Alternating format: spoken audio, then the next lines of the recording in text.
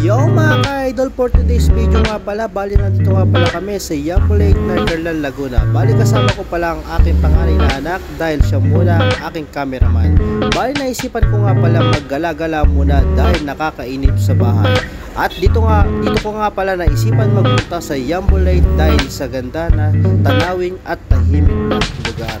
At nag-umpisa na nga pala ako magluto ng aming merienda na aking anak na. Bali magluluto nga pala ako ng hotdog sandwich mga ka-idol. At ito na mga ka-idol, pinekos-mekos na natin yung hotdog sandwich at para tayo makakain na ng ating merienda mga ka-idol.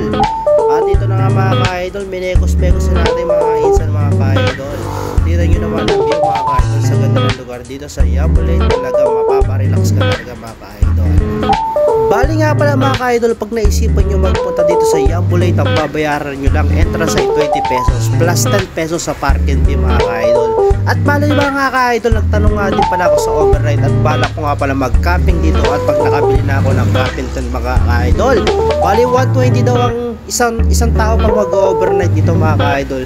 Dahil balak ko nga rin pala mag-camping dito at hinihintay ko lang makabili ng tent mga ka-idol. At dahil ang aking trip naman ay mga camping adventure mga ka-idol.